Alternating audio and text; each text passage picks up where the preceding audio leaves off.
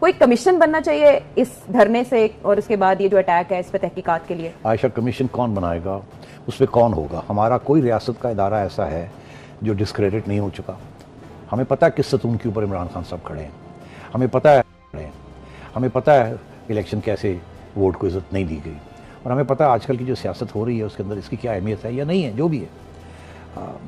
तो वो कामयाब हो गई ना सियासत कि मियाँ साहब की छुट्टी हो गई इवेंचुअली, और इमरान खान साहब को RTS सिस्टम के ज़रिए वापस ले आए, वो अब लेके बैठे हुए हैं उनको।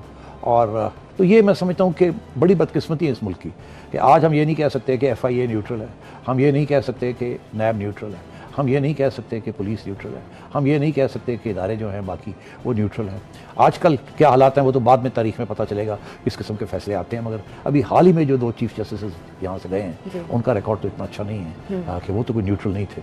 तो अब बात यह आयशा कि ये हमारी बदकिस्मती है। इस बदकिस्मती के अंदर जो आजकल सियासत हो रही है वो ऐसे लगता है कि सियासी जमातें फारग हो चुकी हैं, उनकी कोई अहमियत नहीं रही, आवाम के वोट की कोई इज़्ज़त नहीं रही, और आगे भी जो होने जा रहा है आयशा वो ऐसे ही लगता है कि खुदा न खास्ता कोई ऐसा इतना बड़ा हादसा ना हो जाए जिसको मुल्क का नुकसान ना हो जाए, जिसकी वजह से फिर ये जो कुछ होने जा रहा है ये तब्दील हो जाए।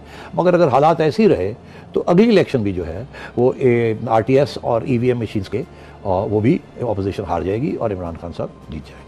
देखिए, सिर्फ ये नहीं, इलेक्शन कमीशन को भी घेरा हुआ था उस ज़माने में, उसी वक्त, इसी दौर में, और वहाँ भी बहुत सी हमाकतें हुई थी और तौहीन हुई थी, मगर वो भी कोई एक्शन नहीं लिया गया, कोई किसी को सज़ा नहीं दी गई।